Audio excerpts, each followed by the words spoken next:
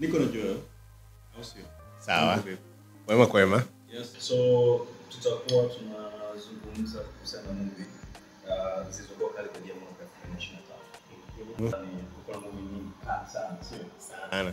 So sisi tutakwenda yani tumetaka movie tumeziangalia baadaye. Yeah. So tulizoziangalia ambazo tumeenjoy.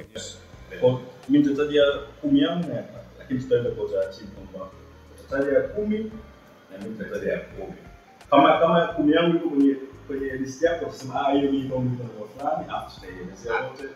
Endelea. Sure. Nasema na movie kwa sababu niko kwa namba 1 tutabadilisha. Hamna tabu. Lakini siku against also. Okay. So anza mzee namba 10. Kwangu mimi namba 10 naenda kwenye horror. I go with the Pope's Exorcist. Yeah, Russell Crowe. Yeah. Russell Crowe is really amazing. This is the guy amecheza The Gladiator, I think back in 2000. And also yupo kwenye Man of Steel as the father wa Superman, Kal-El, as Jor-El. And his performance is incredible. Sasa kwenye the Pope's Exorcist, he's playing like he's playing the Pope's Exorcist. He's an exorcist who is appointed by the Pope. And yes, kwenye cover. And the story about him is the movie is adapted from a real life story of an exorcist from Rome, where wanasema he has done almost 1,000 exorcisms moving forward. And the story, I really liked it. Exorcist. Kutoana mashetani, kutoana majini. Yes. So it's a small family. Mama na watoto wake wawili, I believe, wakike na wakiume. Then they moved, I think it was in Italy. And the house that they moved into, kulikuwa kuna majanga. Kumbe the house on the ground floor, kulikuwa kuna demons and stuff wamekaa there for generations, for years wako pale. So then it was abandoned for a very long time. And then guess the demons will attack nani wa kwanza alikuwa attack by mtoto wa kiume yule mdogo. They went straight for the boy. And then later on now they had to bring in the exorcist now. Sasa what I really loved about this movie is how the exorcist was communicating with the demons. And it's very funny whenever he mentioned the word Jesus, how they freak out. You see? Yes. So let me just give you a little glimpse. Come on, you spoilers a lot. Don't watch it. Don't skip here. I think in the beginning of the first act of the movie, the first demon that he casted out, when cast out the demon, went to a pig, and then they shot the pig. He had a guy with a shotgun. They shot the pig. And then it reminded me on the Bible when Jesus took those demons out and then akaeka to the pigs, and then the pigs went into the water and died there. So the conversation between him and the demons, that's one of the most captivating things from this movie. And hence, I will have to put this in number 10 for me. That's good. So me kwangu hiyo haipo sababu kama ulizoziangalia bora movies. Una serious huwa na watu serious. Demons come into nightmares and stuff. Yeah. Yani make sure to movies to kinao kinafunga. That was going down. Exactly. Okay. So na watu serious. Sure. Yeah. So kwa mimi namba 10 kana kusema nipo kwenye utata kidogo. Lakini kwa sababu nasema kuna hizo honorable mentions utaiweka.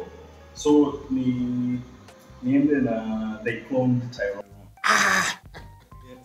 Oh yeah. Kosa la comedy moja. Action tukila movie. So ni moja ya movie ambayo niliipenda by the way. So ni movie moja jamaa pia ndio amenikommend kwangu. Joe. So ni movie nzuri kwa sababu kwanza ile cast kwanza ni nzuri. Fox na kitu ni shangazi ku Fox make it totally different. Ndio Fox kwenye movie nyingi mwamba fulani mtishi amecheza like a pimp. He's totally crazy. muoga, anaogopa. And conversation ile ndio tamu sana. Sababu usiposikiza conversation unaweza kama ni funny. Ile ukisikiza conversation and the tradition of Black Americans and how they live with the violence and the gangs and all that. It is very, very funny. Yeah, like ni story yake inaongelea issues za plumbing, ambapo ni issue ambayo pia inaongelea kazi conspiracy thing, government conspiracy, ambapo kuna viongozi au kuna celebrities who wanakuwa cloned, kwamba anakutaisha kufa afu umeweka mtu mwingine kama yeye, na ni kama ni kama hapa Kiswahili ndio ni kama copy yako, yani wanatengeneza copy yako. So kwenye movie kitu wameenda nao ndani sana. Kwa sababu jamaa wanaweza copy ya Tyrone nyingi. It's like a government experiment on African Americans for their own experimental gains. Jamaa alikufa leo, kesho akamuona tena kitari. Yeah, in the body. The reaction of Jamie Foxx when he see the guy, they're like, Tyrone? That was nice. So the movie nzuri sana, mtu anataka kucheka na mtu ambaye ana black comedy, black American comedy. And this is So for me ndio I struggled with this. And I almost put it around number 9 or number 10. I was like, But my list is strong, man. My list is strong. It's strong. I know. Okay. Kwangu mimi number 9 nenda na Sound of Freedom. Yani first of all, this movie is very controversial, and I really don't understand how come it's very controversial to the West. Kutokana na ujumbe ambao hii movie inabeba. Hii movie is about human trafficking for children. It's a big issue huko nje. Kwetu sisi Tanzania, it's not something ambao impact with a big extent ambao watu kweli tuanza kukimbizana nao, lakini nchi za nje it's very bad. So it's about these children traffickers, human traffickers ambao wanachukua watoto and then they sell them into sex slavery and vitu kama hivyo. So it tells a story about this guy ambaye anaitwa Tim Ballard, ambaye he was working, I'm not quite sure which institute ya Marekani, law enforcement institute ya Marekani alikuwa anafanyia kazi, but at the end of the day he digged in deep kuja kujaribu kuwasave watoto. So the star of the movie is Jim Caviezel. If I'm not sure kama nime butcher that name, but the guy's name is Jim. And the guy who Jim ndo amecheza The Passion of the Christ back in the days ya Mel Gibson, and also yupo kwenye Person of Interest, the series. And then my personal favorite is The Outlander. Yeah, yupo kwenye The Outlander kitambo kidogo. So the entire story is about the struggle, and there's this thing about kuwapata wale watoto. I like one thing about the movie. When the movie started, it's exactly how it ends. See, so it shows you two perspectives. Before all the violence and everything and all that, it shows you, and then afterwards, after they went through all of that, inakuonyesha that. And kama wewe ni mzazi una mtoto, especially mtoto wa kike, either way, una mtoto wa kike wa kiume, please, this is the movie ambao utakiwa. And we take things very lightly. Unamwona mtoto, especially mazingira yetu ya Tanzania, una mtoto miaka 2-3 kishaanza kutembea, unakatuma tu, nenda dukani, nenda huko, fanya hivi, au unatoka naye unaenda una park, unamwacha mtoto akacheze peke yake. Yani once you watch this and then you get that fear kwamba yes, you get that fear kwamba okay, umemwachia mtoto, and then after 30 minutes you don't see that child anywhere, unachanganyikiwa. So I think Sound of Freedom is one of the best I've ever seen. Please, you can go and watch it. So that's mine for number 9. That's great, man. Great movie, by the way. Namkubali pia jamaa, nimekaa kwa nimeangalia Person of Interest. So the guy is so good. I'm expecting Apostle Paul movie. Yeah, Apostle Paul. Yeah, I think I heard of it in the zilizoangalia. Kama mtu anapenda kutoka movies za Bible pia, he acted that. So kwangu mimi number 9 inaitwa Gran Turismo. Gran Turismo. I thought of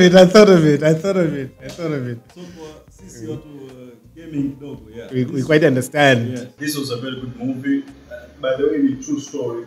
Yes, it is. It happened. Yes, ndio maana pia nimeipenda. So ni kwa wale wanao fuatilia games, kuna hii game ya Gran Turismo ya magari, racing na nini hivyo. Lakini sasa wamechukua kwenye level juu sana kwa sababu ni kama real. Yes, ni kama real. And sasa kwenye hii movie wanajaribu kuonyesha kwamba wale watu wanao drive games wanaweza pia drive kwenye real life, race kwenye real life. Kitu ambacho ni gumu. Yaani mtu ambaye yeye kakaa tu ndani anaendesha gari kwenye screen anaweza pia kufanya huko. Walifanya hiyo experimentation ndio wakaja kumpata huyu jamaa Jan anajina fulani Kiingereza kwenye gumu hapo. Msiko alichukuliwa akaingizwa kwenye test mbili tatu na kufundishwa baadaye akaanza kucheza kwenye mashindano kabisa serious Mans Grand Prix katika Tokyo Grand Prix na nini katika mambo na msiko alikuja kuwashangaza wengi sana. So ilikuwa ni ile hali ya kujaribu prove people wrong kwamba gamers hawawezi kuja kufanya kitu in real life, lakini msiko alikuja kuweza kufanya na it's a very inspiring movie. It take your emotions ups and downs, at time unatamani hizi movies zinafanya utamani mwana ashinde. At the end of the day, yeah. The build up. Yeah, so it's a very good movie. Kwa watu ambao wanapenda pia racing au Formula 1 wanaangalia mashindano, so watch this Grand Prix. Yeah, Grand Prix is nice. I watched it actually. It's a notification. When I saw it, this is the thing about gaming. Before we go in deep, the reason why I don't watch movies that are based with games ni kwamba most stories from games when they adapt them into cinema inakosa ile essence of the game. Kwa mfano ukiangalia Halo the series, and I love Halo. I grew up playing Halo in Xbox, and then baada kuangalia series muangalia Master Chief, yani didn't umeona. Alafu ilikujaga Resident Evil back in the days. Resident Evil 1, Resident Evil 2, 3, it was nice. 4 kwenda juu, shit. All of them. And then up kidogo siku hizi tumeanza kuona games ambazo when the stories zinakuja kuletwa kwenye movies zina hit vizuri. So when I heard the movies about Gran Turismo the game, in my mind it's about the story of Gran Turismo. But kumbe it's different. It's actually the events actually happen. They really try to take drivers from the game na kujaribu kuwaweka on the track and see kama watanani. So it's a very good story. Very good story. Me number 8. This one. Ukikosa hii kwenye list yako, I'm quitting right now. Right now I'm quitting. This is I'm taking Guy Ritchie's The Covenant. Let me get it's out of my list. Man. It's here. Why? That's the way. Man. So Guy Ritchie's The Covenant. But before I talk about The Covenant, I think you should know this guy. Guy Ritchie. Guy Ritchie, I think he's a British director, if I'm not mistaken. Mimi nilianza kumjua when he really caught my eye kwenye ile movie inaitwa The Gentleman ya 2019. Umeona? The Gentleman is about a British, actually an American who went to Britain and then he became a gangster. And the guy sells weed. That's all. Comedy. That's the thing. That's the thing. Comedy. It's not quite comedy, but it plays with the lines. And his dialogues are just amazing. And if I'm not mistaken, I think he's ana mkono wake kwenye hii movie inaitwa King Arthur ambayo imetoka recently. I'm not quite sure. But I think he also has his hand there. And then also yupo kwenye Wrath of Man ya 2021. Wrath of Man ni nani the guy ambaye yupo kwenye nani hizi movies za nini like Jason Statham. Wrath mtoto wake anakufa and all that yuko pale pia. And baada ya pale I was like, you know what, I need to actually see this guy anafanya nini. I think his recent movie ni Operations Fortune. I really didn't like this movie. Even me too. But The Gentleman, it was nice. Now The Covenant. The Covenant. So this is a story about an interpreter. Yeah. Interpreter. I think in Afghanistan, when there's a platoon, wanajeshi wa Kimarekani, they need an interpreter, wakamleta an interpreter, and this guy is more than just an interpreter. And he was in the gangs of huko Afghanistan. He understand mazingira kule mazuri na nini. But there was a point, the epic of the movie is when they were ambushed and everybody died except the main character ambaye alikuwa ndo like kama commanding officer and the interpreter. And this guy, the CEO now, the commanding officer, he was injured, and the interpreter took him, dragged him for miles and miles and miles amidst Taliban. Mpaka kaja akamsave. And then at the end of the day, when they got help from the American military, wakamkacha mshikaji. Yeah. So the guy went back to USA, and then he struggled. He had to go back to Afghanistan and save the guy. And the story is just amazing. Yeah, very true. Wanachukuliwa kama snitches. The Taliban wakikukuta, they're taking you out and your family and everyone. So to me, the story is really nice. And Jake Gyllenhaal, ndo ambaye anacheza as the commanding officer wa hiyo platoon ambayo ilikuwa attacked, and the guy knows. Huyu ndo the guy alicheza Prince of Persia back in 2006, kama sikusei, if I'm not mistaken. And you should watch it, my friend. You should watch it. Oh, I'm surprised it's not in your list. So mimi napenda military movies. Yeah. So I wish ni check. Sema hapa ni mzigo wangu I'm like shit. Let's see what's yours. Number 8. Yeah. Number 8 in the air. Yep. I knew it. Yep. Air is amazing, man. Nimeweka kwenye honorable mentions. Good. I struggled with Air, and it was either Air or Pop's Exorcist. But Russell Crowe, man. I love the nigga. So nimeweka kwenye honorable mentions. But Air is a really good movie. Yeah. So Air is a true story. Na kama nilikwambia before, mimi na Jordan. So I think story night ni so much feel night yenyewe ile cha shule. Yeah. So nilisomada, so nilikuwa lakini nafikiria basi so kuiona hii movie imetoka, it's about that deal ya Jordan and one of the greatest deal by the way. Yeah, it is. Yes. Na inaweza kuhakikisha na iko na strap. So kuhakikisha kampuni za 1980s. Yeah, kutengeneza viatu hizi zilikuwa na ambassador niseme au niseme ambassador mchezaji fulani ambaye atakuzenga brand. The brand. So Converse walikuwa ndio wanafikia meet Larry Bird, yani wote walikuwa kwa Jordan alikuwa ndio rookie anaingia kwenye NBA kutoka high school na kwa baada ya draft Nike kwa tunatafuta nani sisi kampuni yetu ijulikane ndio tukubali lakini Matt Damon ndani akacheza kama marketing guy ambaye siku alipendekeza Jordan tuchukue Jordan wakawaza tutaweza kweli kumchukua Jordan aache kwenda kwa kampuni makubwa lakini alikomana kanaomba msubiri kupeleka kamilika. Nilipenda cast ambayo Davidson mchezo mzuri sana ndani so imeto uhalisia it's a very great movie by the way. Kwa watu waitafuta pia afu Ben Affleck pia amedirect. Yeah, Ben Affleck. Sasa Ben Affleck na Matt Damon ni kama Jackman na Ryan Reynolds. Yani wako hivi.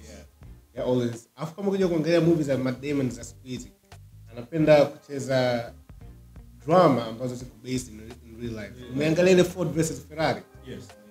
Yani it's similar way. Yeah. And another thing which is a bit interesting, when they were doing this movie, this is one of the things that this is one of the things ambayo nilipenda. When they were doing this movie and they went to Jordan and then they pitched it to Michael Jordan that we're going to make a movie about you and all that. And the guy said, if you're going to put somebody to play the role of my mother, he suggested I'm like, no, that woman. And she did it well. Amazing. Well, most kind of performance. Like easy, atari. Kingine what I really liked about the movie, when they casted an actor to play the young Michael Jordan, we didn't see his face. We didn't see his face. Kwa sababu, how are you going to put the likeness here, Jordan, to somebody else? Wakati tayari Jordan, even at the moment right now, but he's quite a big of a figure. Inakuwa ni ngumu kidogo. Hata ukisema uchukue his face and then we put kwenye mtu mwingine with CGI. No, so wameicheza to a point we see Michael on the sides, kwa nyuma na nini, and I think that was amazing. That was nice. Mimi pia nikajua labda Michael to remind No. That was nice. So you're going to be number 8. Yep.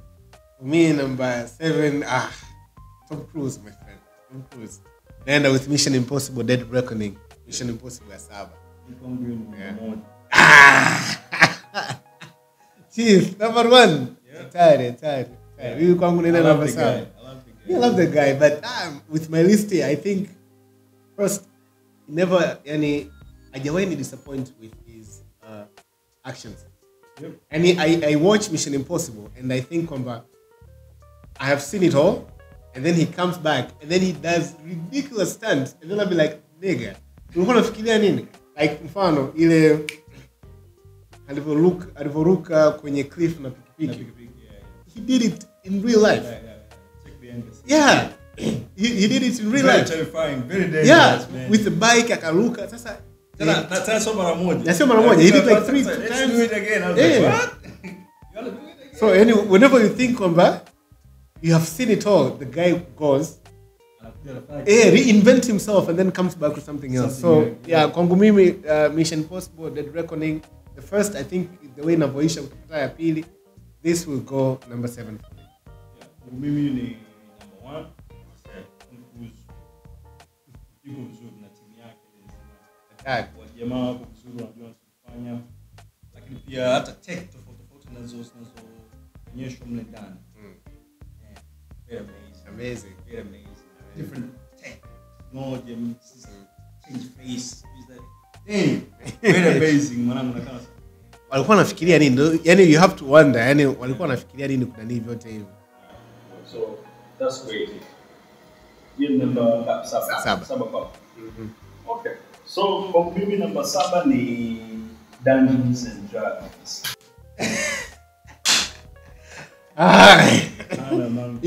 Ipo kwangu kwenye honorable mentions. I like that movie. I like that movie big time. I enjoyed it. Yes. Maybe. Is it movie man is an adventure, kuchukua like back in the days and also kuishi kilicho and the story be very touching. The comedy. Yes. The comedy. Yes. Like the cast very amazing. So Dungeons and Dragons kwangu, I loved it. I think you talking with Muzoni. Yeah, early this year. Yeah, lakini na katika ujue Muzoni mwaka ziko movies za leo nyingi hofu. And we had high expectations from Marvel, maybe what they invented Kwenye, and the movies walizotoa zote zikawa chaka. Movie chache ndio umetoa nzuri, lakini the rest is shit. Yeah. This one is very great. I love it. What I loved about this movie ni jamaa, the guy who played Agent, Chris Pine. Chris Pine has never really disappointed me. After his range, he can play a very serious movie, then he flips and play a comedy. And then you look at this guy, right? Like if you had 2 comparisons back to back, like the one moment he's just this tough guy, and then he switches, and then he comes to comedy and the conversation. Whoever wrote this movie is very funny. And if I'm not mistaken, this also is inspired by games of the same name, Dungeons and Dragons. The maana kuna mystic nature about it, with the dragons, the wizards, and all those kind of things. It was a really nice movie. Okay, so let's talk about number 6, eh? Okay, this one might disappoint you. Leave me naenda Oppenheimer. Number 6? Yeah, Oppenheimer is number 6. Oppenheimer. Number 4. Really? Almost. Oppenheimer. Well, maybe when the movie was coming out, when I heard they were doing a movie about the guy who created the atomic bomb, I was like, are they for real? Bora, like, and the director of the movie ni nani? If I'm not mistaken, just a minute. the director wa hizi nini the Batman movies and Inception pia. What's his name? I know his name. Christopher. Yeah. Christopher Nolan. Christopher. Yeah. So Christopher Nolan ndo alikuja ku reinvent the Batman movies. You remember back in the days before 2005 we had ridiculous Batman movies. Batman anavaa costume ina nipples and shit. Unakumbuka those back in the days wanachukua Arnold Schwarzenegger and then they made him a bad guy. So it was weird time, but when he came in 2006 kama sikosea ndo akatoa Batman, I think Batman Beginnings na yuko na Christian Bale. That was the first time namona this guy Christopher Nolan, and I was like, unajua nini, he had something. And then akafanya pili ile with the Joker, and that was just amazing. That was very amazing. That was amazing. Ile performance of the Joker, we have never seen anything like it. Like Atari. Batman like that. Come on. And then tukaja kupata ile Batman ya tatu, and then afterwards akaja kunifurahisha kwenye Inception. The movie ya Leonardo DiCaprio, where they get into your mind and all that. Put an idea and then man, ile ni hatari. Unakaa and then una wonder like what was Christopher Nolan thinking wakati anatengeneza hii movie. And the practicality ya movie zake ni kwamba Christopher Nolan is known first anajulikana kutumia a lot of CGI and also practical sets. There's a scene in Inception wanapigana in a hotel, but it's a dream sequence where they're in a hotel, and then outside on the real life the person who ambaye yupo kwenye ile dream sequence walipata ajali as he was falling. Now in real life kichwani the dream sequence was turning around, so mazingira in that hotel, so it was a hotel corridor, ilikuwa na flip hivi inazunguka, and they shot that in real life. Yani walitengeneza a set and then it was a spinning set. So when they say this guy who likes practicality anaenda kutengeneza a movie about a nuclear bomb, I was like, yo my G. And the explosion from that movie, that the Big Bang ambao ilikuwa like the heart of the movie, it's real. It's not CGI. Yeah, it's not CGI. Like they really did it. So the end of somewhere they did it there. And even the cast, the cast is very strong. Kuna Matt Damon yupo ndani, the same guy tumemwongelea hapa, Josh Hartnett ambaye alipotea kwa muda naye amerudi. My favorite of all time, Emily Blunt, and Robert Downey Jr. I never thought they would bring him for such movies. Mimi mwanzo wakati naongea nikasema na yeah. Mimi ndio kusearch kwanza mshona actually nilicheck jina ndani yake. Mimi like kwa sababu look old and even the main star Cillian Murphy, yani I say it's a great performance. Technical parts of the movie, I will always go for Oppenheimer. That's why I'm in Mwaka number 6. Okay, that's great, man. You call me that means that's okay. So for me number 6, the Ant-Man and the Wasp. Ant-Man. Get out of here. Yeah. Get out of here. What? Why? Katika movies za Marvel, ambazo nilikubali. Kuna Ant-Man na Guardian of the Galaxy. Guardian of the Galaxy we can talk, but not that. Ant-Man pia nilipenda, especially pia performance ya the black guy. Jonathan Majors ambaye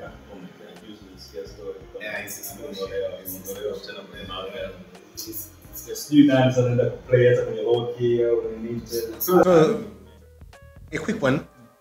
There is speculation that Marvel will turn from the next big guy alikuwa Kang, ambaye alikuwa anacheza na Jonathan Majors. And if I'm not sure, but I heard some reports walikuwa wanasema kwamba Jonathan Majors had a clause kwenye contract yake kwamba he and only he can play Kang, the character. No matter there is a scene at the end of the movie that stinger inaonyesha there is a lot of other Kangs. That the council of Kangs, and all of them it's him. So when they removed him, I think the next big guy they might go for Dr. Doom. So Dr. Doom, Kang Dynasty, and I think also Kang Dynasty, the movie. Kang Dynasty. I think itabadilika pia. It won't be Kang Dynasty. I'm not quite sure. So I heard that report, nasema hivyo. So wanaweza ukashift from Kang to Dr. Doom. Or, if the clause does not exist, then they may recast him with somebody like John Boyega, the guy alecheza nani, Huklon Tyrone, one, and some. We'll see, to be honest. But what happened with him and the case and everything, I actually saw the video. So for those who don't know what happened with Jonathan Major, this actor who played Kang, the big guy in Ant-Man, in kwamba, he had an altercation with his girlfriend in New York. Walikuwa kwenye gari, walikuwa wanagombana, I think outside of the car, from the video that I saw. And out of the altercation, Jonathan wanted kumchukua mbaki amuingiza kwenye gari. Wakapelekeshana kidogo, avomweka kwenye gari, akafunga mlango wa gari, and then he started running the other way. You may even ask yourself why. Sorry. Lakini unasema, whenever you have an altercation with a woman and you think that it may go into violence, it's better to run away or go to a place where hamtokaa karibu. Ile msichana alimfuata. There is a video kabisa, he's chasing him. And then wameenda mahakamani, he said that he's abusive and all that. It's a very controversial case. I'm not going to judge everything, but from my point of view, I think Marvel is quite harsh on him. So they took him out. Ni moja story ambayo imeniumiza binafsi. Yeah, even very, very good year. Creed 3, after ametoka amekuja kucheza Kang Dynasty. I mean Kang Ant-Man. And then he went to Loki season 2. Yeah. The reason why I didn't like the movie, I think there was a lot of plot holes in that movie. And Buka, after Thanos, Kang was supposed to be the big bad guy. Yeah. Come on. Like the guy can manipulate time itself and all that. Yeah. You want to tell me he was defeated by a bunch of ants? This guy who can manipulate time and create events according to his will, defeated by ants. Yeah, hiyo pia ni issue ambayo Marvel watu wanafanya kwa character wote wanapitia the same shit. Kingine ambacho I even had this conversation with a lot of people. One of the thing ambayo niliona kwenye movie nyingine ambayo wamefanya hapa ni kwamba he's supposed to be a bad guy, si ndio? And he has done all of these crazy stuff, killed a lot of people, but we don't see him doing this. We only hear him saying this. Yeah. We only hear him saying this. We haven't really seen him. Even a clip. One of the things that established Thanos as the biggest mofo in the universe is the first act of the movie. He destroyed that ship where Thor is in, and he obliterated Hulk. Yeah, like that's the first act. Imagine, then the movie starts, and Thanos destroys the Hulk. And Hulk is supposed to be the strongest Avenger. Yeah. And he whooped him without even using the stones. Yeah. And that's just sheer power and combat. Yeah. Come on. And I was like, yo. This is the dude now. Now I gotta look at this guy. And then we come to Kang, somebody who's supposed to take over Thanos. And the nigga just talks. I think the problem is the writers. I think the problem is the writers. If they could have written him in a better way, I think he would have a very, very good character. Yo. So I'm going with number what again?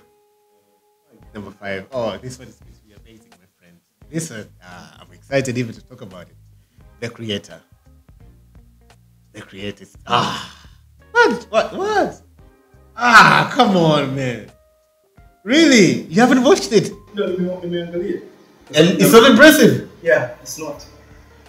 Nampenda Jonathan, David Washington. Nampenda David Washington. Let me tell you one thing then. Exactly.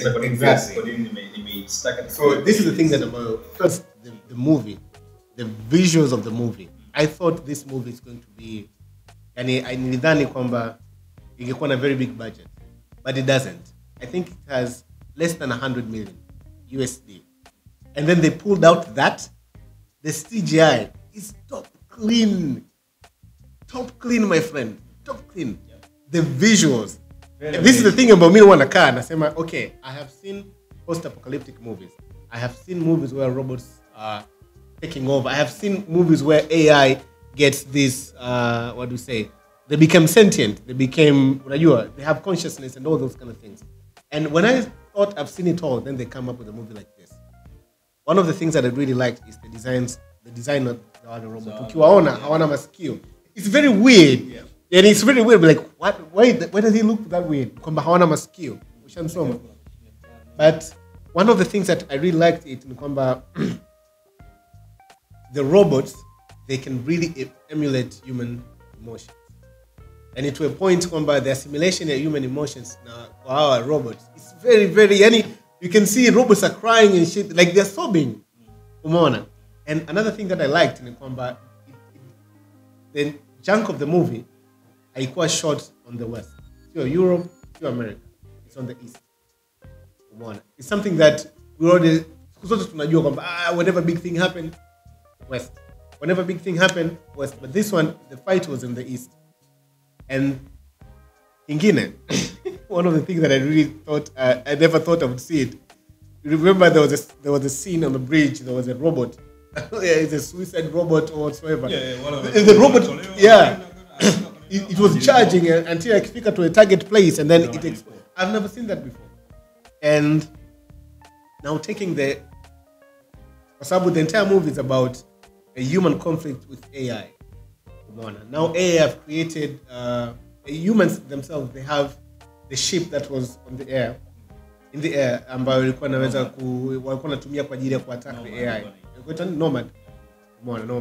And in order to tackle that, the AI created this advanced, wenyewe walikuwa nadhani ni advanced weapon that could take out Nomad, but it's a child who can control other machines. And this child, bado, the robot still thinks like a child. Bado ana grasp the reality of what's going on around. Now, maybe they should disappoint. Okay, we'll go that. What I loved in the combat, even if it's a robot, all AI, the more you feed it, the more it grows. Mfano mzuri, Ultron, kwenye Avengers 2, Age of Ultron, the guy spent six seconds on the internet. Akaangalia be like, screw this shit, I'm gonna bomb every one of you. You are a destructive species. So, but this on the other side now, if you take it on the flip side, we have a robot who is patient, an AI who's patient, who wants to learn more and understand more. Do maana kale robot akuwa violent that much. And the ideas, this is something about I think we should really, really look at. We have heard now there are experiments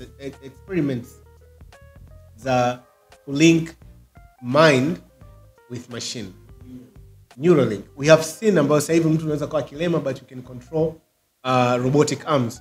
And now we know there are experiments ambao wanajaribu kufanya ni kwamba to transfer human consciousness into a robot. We have a glimpse of that in this movie where there's a scene that guy who died for like 1-2 hours. They went to his head and then they jacked it. Akamia into the consciousness ikamia kwa robot. He was able to speak for a few minutes. Now, here's the thing about watu wengi watu na miss. In a normal consumer base, and the way we think, ukiangalia it's just a movie, wamechukua mind ya mtu wameweka kwenye robot. But the reaction of that person, that consciousness, waking up, finding himself in a robot's body, that was priceless. It's something that we are experimenting now, but if it works, if ikija kuwa successful, these are the things that we should really, really look at. The dangers of vitu kama hivi. And another thing that really took me off, two more things. First is, I think I read it somewhere. Most movies, ambazo the most adventurous movies, ambazo ni very captivating. It's always about a journey or in search of something. So in this movie, it was in search of something. They were looking for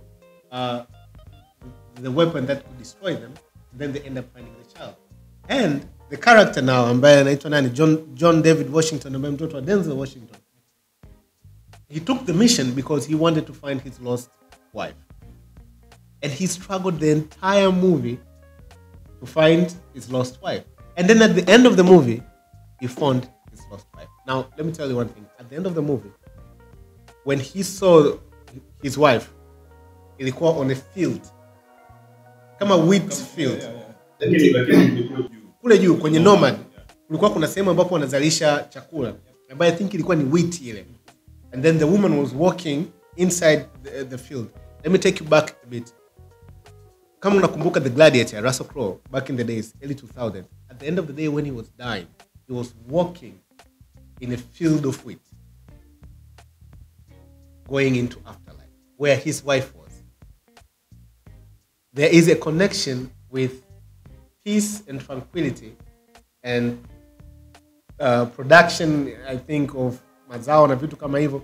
In that movie, Russell Crowe, on the Gladiator, as he was dying, he was walking in the field of wheat. Something like that. So from a Hollywood director. No. Let me tell you something else. Kaangalie Moon Knight. Wait, chill. The agenda out the perception of Hollywood directors, Hollywood producers. When they think of afterlife, they think this.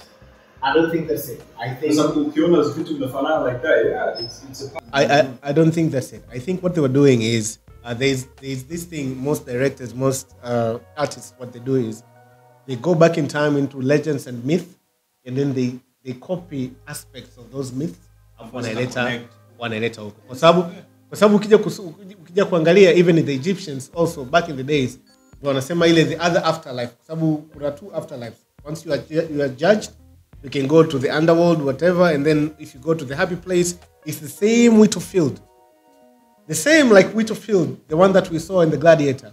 We saw it in the Moon Knight, and now it's a representation or symbolism of it kwenye hii movie. And he was happy. He died happily, knowing that yupo in the arms of his wife, even though Nomad was being destroyed. That was it. Na cha mwisho ambacho mimi I really loved about this movie ni Hans Zimmer. Huyu mshenzi alitengeneza the score, alitengeneza the soundtrack.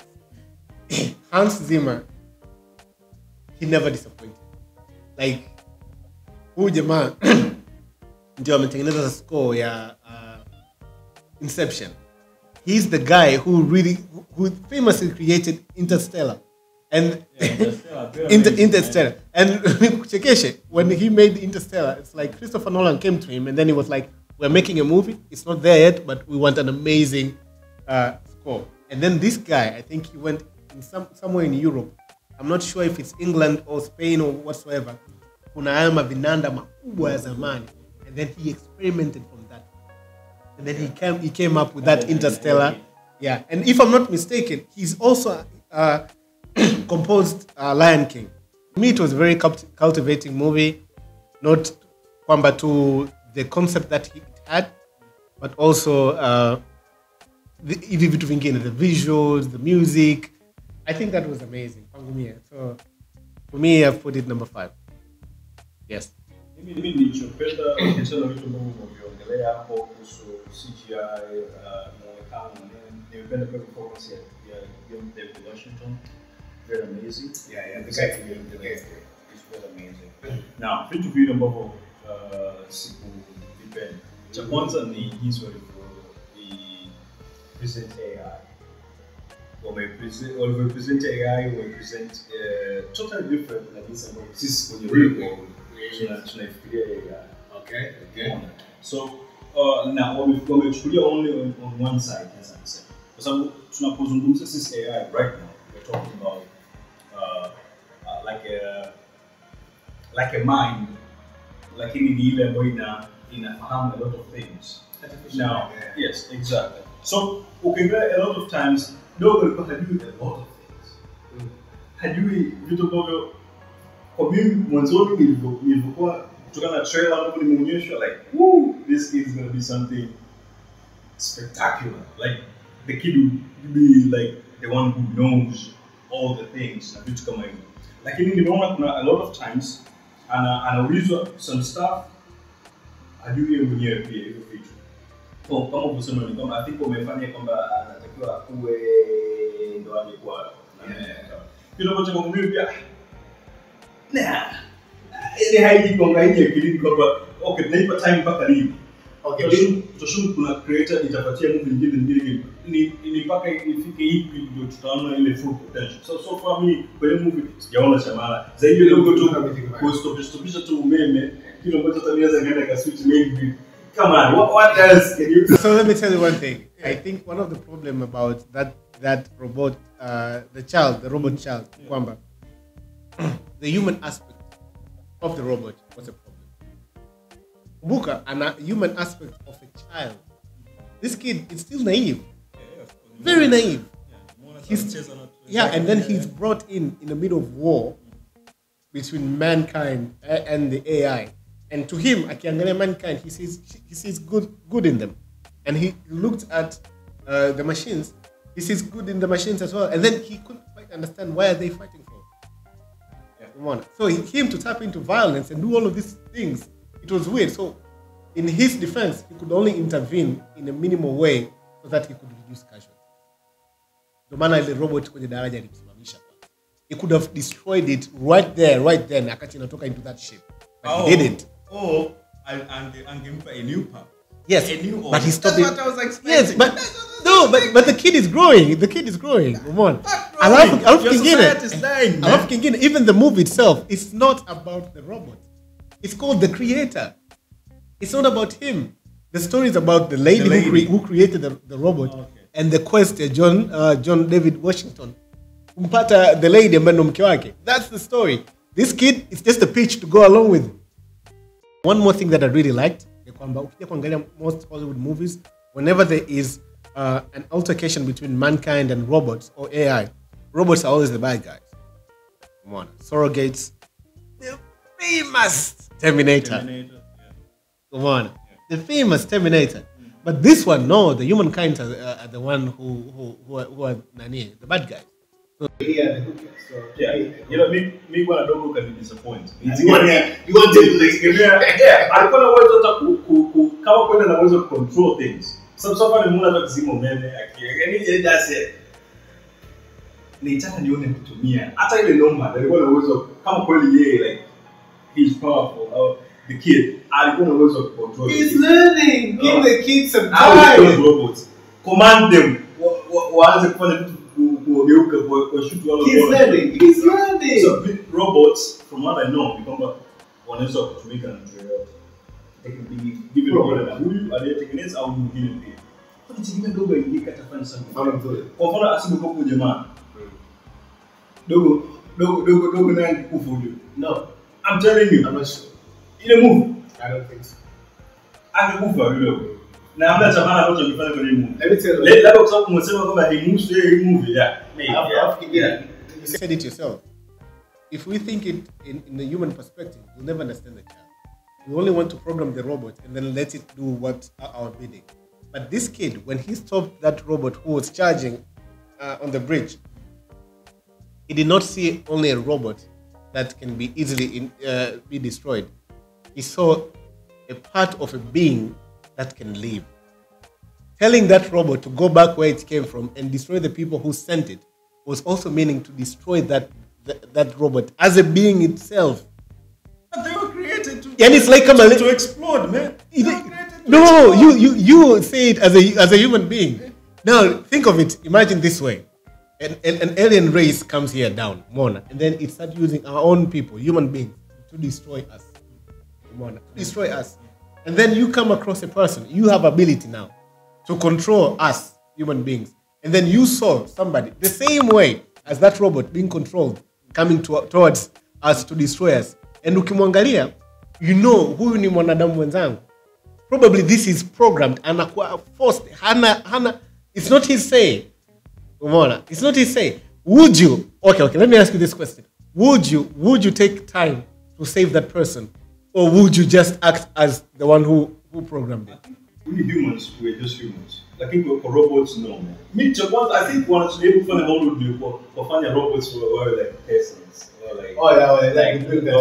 people, yes. They have been doing that. Na hicho ndio ambao inaita conflict chat. Lakini mimi binafsi, a robot is just a robot. Too many categories The second thing, the reason ile fight nzima, it was just a bomb. Yeah. Yeah, ukiangalia mzuri wakati anaanza ile speech ya yule jenerali tuko kwenye Senate au kwenye kwamba wewe unasema tukumbana ni kama vile ile bomb ambayo baadaye ndio bomb ilikuwa ni error from human mwenyewe. That was not enough. Kwangu mimi the survival of humankind, my friend. No, really? No, you don't think that was enough because that was not enough for me. Ambacho nitegemea kwa sababu au wanaongelea issue kuhusu AI. Nitegemea kwamba maybe walikuwa happy pia kwenye financial systems, hela zikachukuliwa, markets zikashake. Yes, no, it's an all-out war. Let's go for it. Yeah. Boom, US are bombs, bro. Bombs. Yeah, true. But also, this is not so much into the future that the US, they have autonomy to bomb anyone that they can. US will I'm not going to spend on research and development. I know more than US. I know, but also there's Japan. But we are talking about that in 1945. If US But that was 1945, my friend. And above, even from 1945, other biggest attack that US faced was 9/11. And even after 9/11, they didn't bomb Afghanistan. They didn't put nuclear bombs, but they attacked the country. They stayed there for 20 years, but they did not bomb it. Because the world is watching. No one is that high omnipotent, but they can do things without consequences. Even the US have. Okay.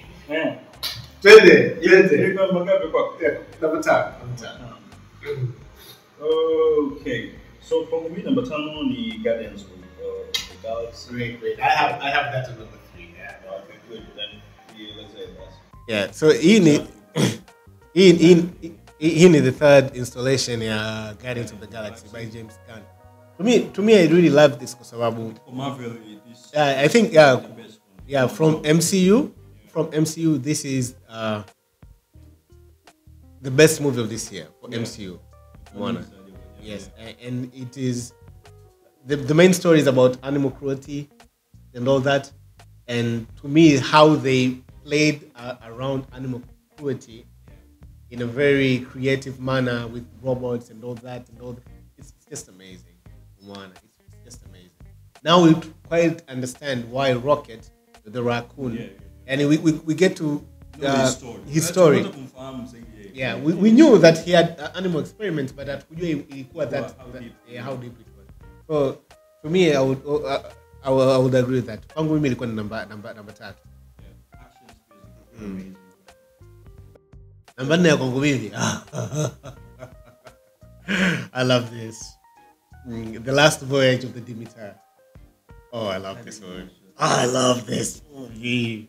Yeah, you watch this movie. Serious. It's about a crew. This is back in the days, 1800s, if I'm not mistaken. Long back in the days. It's about a crew who they were traveling from Transylvania going to England. And one of the carriages, one of the things that they carried from Transylvania is a Dracula. It's a vampire. Oh, I love it. I love it. So let me tell you one thing.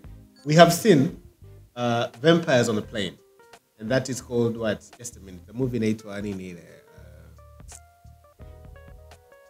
The movie naitwa Red Blood Sky. I must say, ipo Netflix. Red Blood Sky. We have seen vampires on a plane. We have seen werewolves on a train, and then now we're seeing a vampire on a ship. Now the story in Kwamba, the Last Voyage of the Demeter is a part of a story in a book written by Bram Stoker. The book called Dracula. Yes, the book called Dracula, Bram Stoker. This was written in May 6, 1897. Bram Stoker's Dracula is the Bible for all the vampire movies that you see right now. Like when we like easy movie ambazo unaziona Dracula, vampires and all these things, all of them, Bram Stoker's Dracula is the mother. Like it's the Bible when it comes to Dracula. Vampire movies. What I loved about this movie, there was a critic who I read, and then he said, "Sema, this is a monster that can take a form of a man, as opposed to other Dracula movies, such as Dracula Untold, ya 2014, starred by Luke Evans, na Dracula 2000, ya Gerard Butler, ambayo, as opposed to other movies where a man now poses as a monster, but this is purely a monster who's trying to fit in as a man." Kwa sababu ukija kuangalia kwenye Dracula Untold ya 2014 ya ambaye was starred by Luke Evans, it's a man, like a prince who wanted to serve his kingdom, and then he went into a cave, he was turned into a vampire, and then he became Dracula. But this is the demon itself, it's the entity of evil now trying to become a man. And how is it shown in the movie? The more it kills, the more it transforms into a man-like. The teeth changes, the patterns of the hand, and all that. So, in advance, it's a very simple thing, and it really hurts. If you kuangalia the cast itself, the character themselves, these are they show you they were coming from Transylvania. They carried all these things, going to England. They were paid double. So everybody, there was a scene walikuwa wanaongelea like, okay, ukifika England, what are we going to do na nini? And the captain of the ship said kwamba alikuwa na travel na mjukuu wake. Akasema he promised his daughter kwamba mjukuu wake atakuwa na very good life. So he said ukifika England ataretire, and then atamchukua mtoto wake, mjukuu wake, wataenda into a hill and buy a piece of land, and then atamkuza yule mtoto. That thing will never happen. Almost all of them died except one person. And the death of that child gored me. And it was bad. It was bad. But at the end of the day, I love the movie, and for me, it was still me. I love movies like this, like crazy ideas like this. So kwangu ni namba 4. Okay. Yes, that's great. Niko namba 4 kwenye name ambayo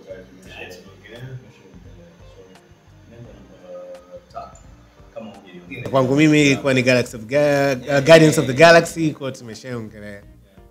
Kwa tuende namba ngapi? Namba 2. Mimi namba 3 kwangu ni Extraction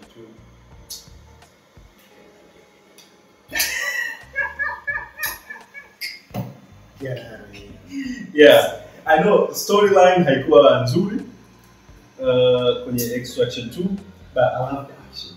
I feel like that's a guy. Chris. Unajua, when I look at you now, unanikumbusha Black Panther fans. How the movie was shit and people still like, come on, you like? I watched it and I never watched it again. I couldn't. I don't want to watch. You go to how they recast in the role. Maybe I was opposed to recasting him, but either way. Yeah, check that. Mimi nimependa Extraction 2. Sijapenda storyline.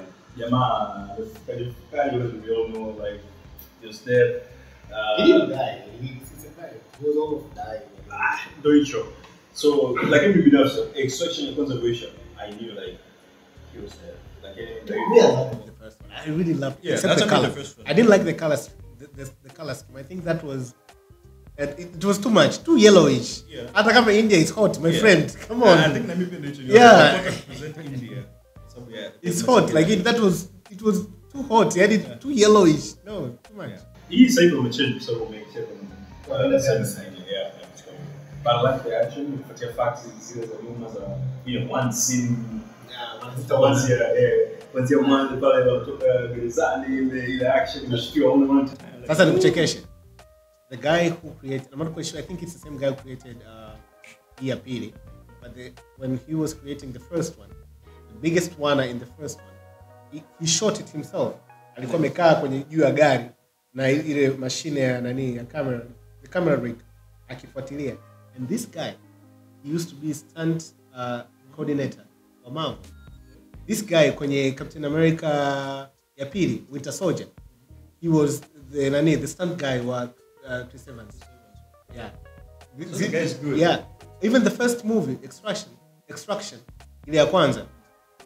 The producers were Anton and Joe Russo, the guys who created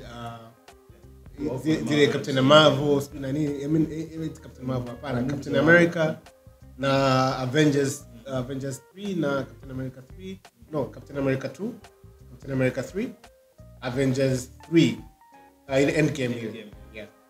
So, it's a good one. Ya kwanza, ya pili. Yeah, me a pili nimependa action. Like too much action. I love that. I got a story kama kusema sikapenda stories, sikapenda jamaa kufanya. It was good to see you Zelda. Yeah. That's good. What means promise something great coming. The only thing that I liked about here period from that Indian lady, she had some good choreography, and she really cool. Ile kwanza she was dark, but here period you could really see her part. Kingine something ndani kuna ndinga kali sana. Kuna gari nzuri sana. Nimeweka Twitter pin post yangu nimeelezea product placement ambazo ziko ndani. Zilizotoka. Cars mwanangu naomba sana. Acha kuna Mercedes mle S-Class kuna Volkswagen za hatari. Man. So great. So yeah, Extraction number 2 ya kwangu ndio ilikuwa number 3 hapo. Ya kwangu mimi number 2. Yeah, number 3 nishaongelea. Is the one and only John Wick. Yeah. Na mimi pia John Wick ni number 2. Exactly. Yeah. John Wick. John Wick. My G. John Wick. I could spend hours talking about this movie. Yeah. And they couldn't even go bad. Yeah, let me cool down. Because this is how much I like John Wick. What I loved about this one in combat, they ended the story with. Yeah. Wangefanya ya 5 ndio ingekuwa yale ya Fast and Furious. To me, Fast and Furious kuanzia 7 kwenda juu full of shit. Chenga. Hizi zile za kushuka huko chini it was fine. And with this, Keanu Reeves knew kwamba ikifika ya 4 this is it. The nigga killed around 500 people in that movie. And every time we watch John Wick fight, follow ile John Wick attack, I'm like, I've seen people fighting before. I've seen fight choreography. Like, ile ambayo walikuwa na Halle Berry with the dogs, and then they fought around 50 people. And I was like, no, that's nice. That's creative. And then I thought, I've seen it all. And then this nigga comes back. And then this time, they went to Japan. I love the Japanese culture. Like, you know the manga, the anime, and the samurai posture, and the best of them all, they introduced Donnie Yen. Yeah. And they did not quite make him as a bad guy. Yeah. He's like more as an anti-hero, or you like him, but he does these things. Yeah. So I like that. And he's gonna be to a fan. The guy who played Boyka. The guy who played Boyka. Nani? What is his name? Undisputed. Undisputed. No, you Undisputed Boyka. Jina yake ndo Boyka. I forgot his name. Let me just start.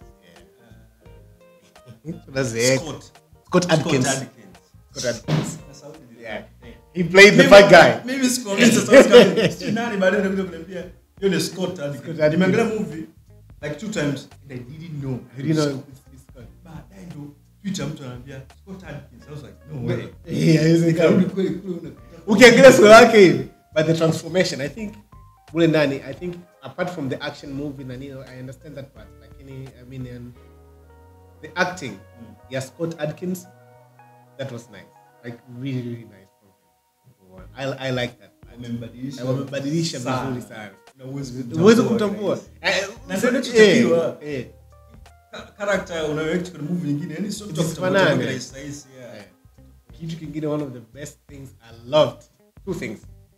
First, wanamhitaji yule the guy the main bad guy of the movie. What's his name?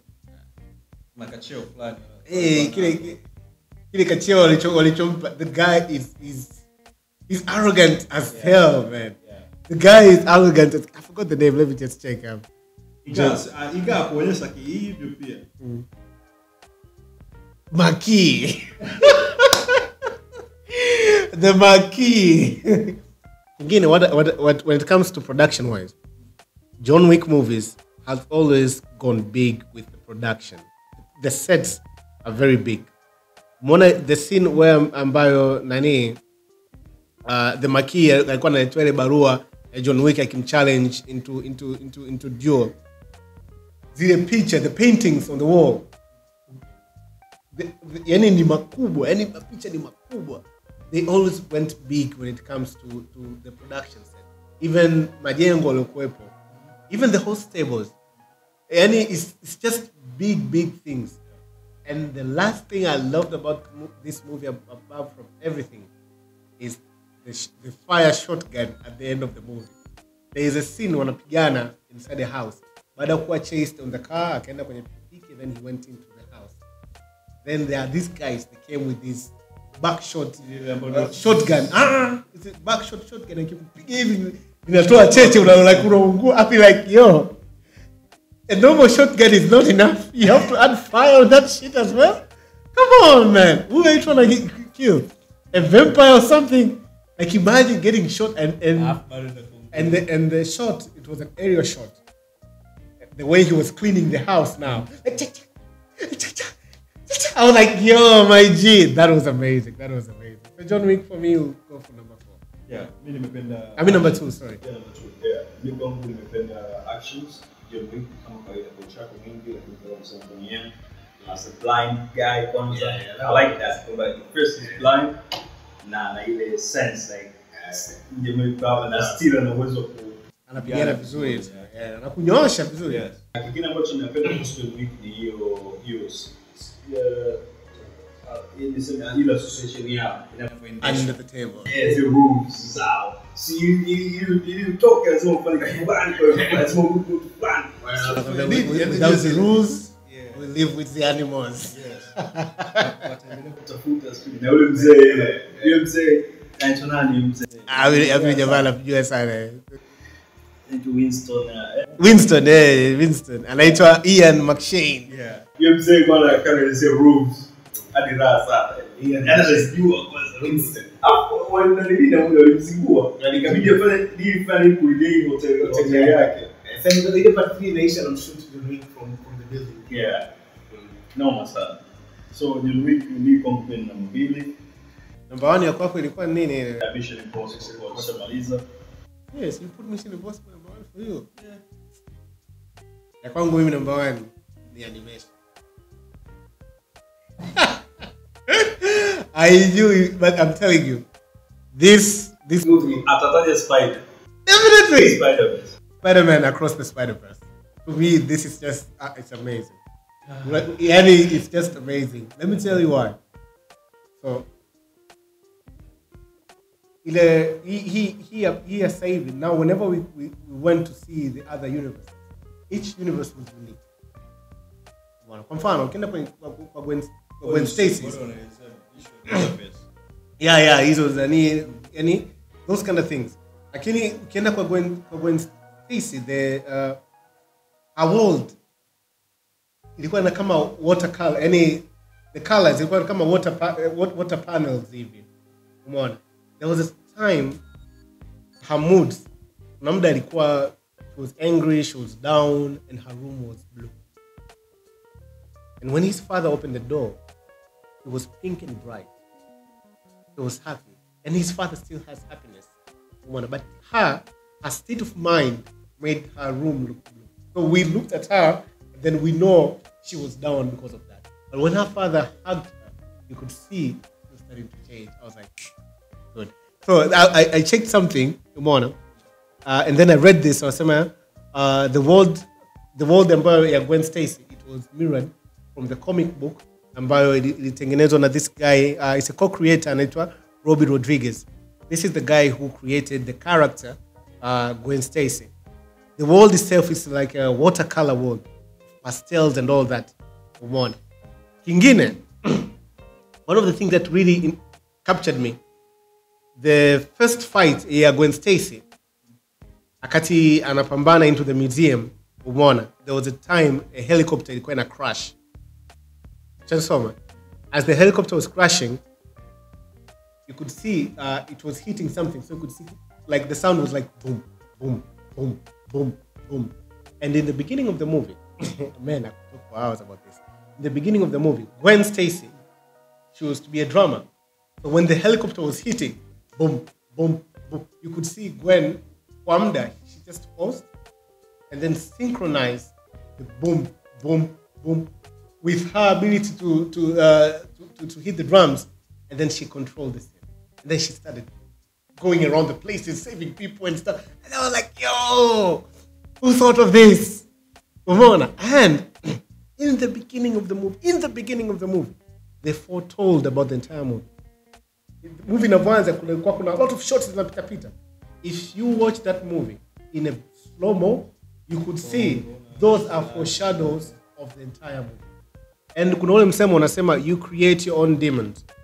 Huo msemo nimeusikia vizuri kwa Robert Downey Jr. Iron Man 3 at the end of the movie. He said he created his own demon. Like the bad guy, he wasn't really a bad guy. He treated him bad, then he turned into a bad guy. Yeah. It's the same with this movie. Miles Morales did not really did not really respect the bad guy when he met in the beginning of the movie because the guy was like, he was goofy. So akamchukulia poa. That nigga went up and then he got the power. And then he comes back and he wanted to kill his father. And then the movie went on. So he created his own demon.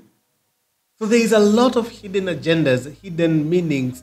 There is a lot of references to real life in this movie.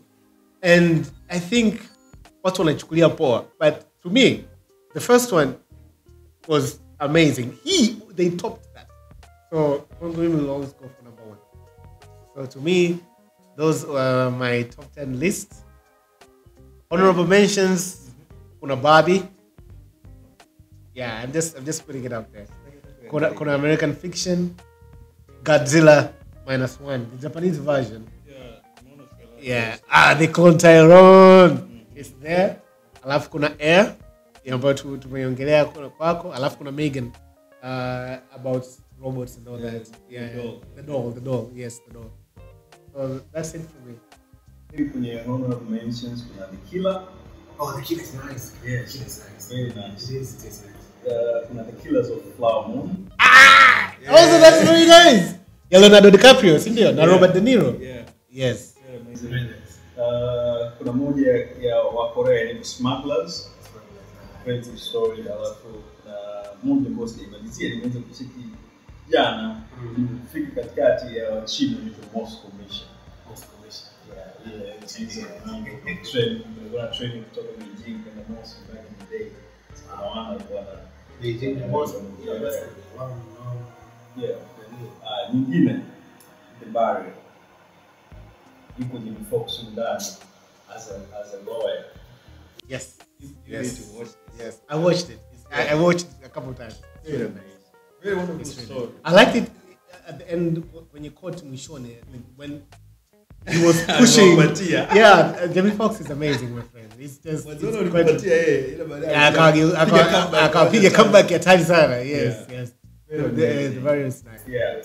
Na Fox mwanangu anajua. His ability to blend in with the character and bring out that essence of that character himself. It's amazing. Yeah. Then kuna Yoga Reach the Covenant. Kuna Creed 3. Yeah. I hated that movie. That movie. Two things that I don't like about that movie. The first one is they removed Sylvester Stallone. I don't understand. If Creed was about guy. Yes, and the Creed imetoka from Rocky. One. Yeah. He should be part of it. Yeah. I understand. I understand Michael B. Jordan wants to direct and wants to run shit and all that, but nigga is running too fast. Yeah, he needs to run. He runs too fast. One. After it's tough to direct and act on the same movie. It's very tough, my friend. It's very tough. Nani wako nampenda Tom Cruise. He produces those movies. but he rarely directs, maybe choreography. But come on, Mel Gibson reached a point akasimama and then akaanza kudirect, and look what he did. He gave us Apocalypto, he gave us The Passion of Christ, and then those very good movies. Amazing movies. Bila yuko involved. Sasa, I don't know. I love Michael B. Jordan. I really, really do. But for Creed 3, there was a time nani anaitwa, what's his name? Jonathan Majors. Alikuwa na block vipi nguvu. Anafanya like this. I'm like, yo, is that even a real stance? Mimi sijapenda sababu ya uadui wao. It was very light. It was very light. Yes, it was very light. It was very light. I didn't like it. When it comes to boxing movies, my top one will always be Sour. Rocky, they're nice, but currently we'll go with Southpaw. Yeah, Jake Gyllenhaal. Remember, mke wake anakufa, mtoto wake anachukuliwa, he lost everything, and then he went to a local gym. He was trained by this black guy. Yeah, this is the best boxing movies. And yet, when it comes to athletes, I would go with Warrior in 2005. We shown a movie at UFC, Warrior. Yeah, Warrior. Yeah. But other, I would go with Warrior, but boxing, check Southpaw. I am phenomenal. Atari, my friend, Atari. Kuna soundtrack ya Eminem hapo inaitwa Phenomenal. Oh, Atari, you should check it. So when Creed 2 came, I had time to compare Creed 2 and this one. But baada 3 was like, screw that shit. Yes. Thank you so much, man. Thank you for having me. Yes, at least we all loved the cloned Tyrone. Yeah. Trust me, if you haven't watched the cloned Tyrone, go and watch it. It's a very, very funny movie. The cloned Tyrone. Watch it. You're going to enjoy it. And usimsikilize huyo, go look for the creator. He has his thing with robots and AI, but I'm telling you, you won't get disappointed. Hans Zimmer is very amazing with those scores. Yeah. So, plus, thank you.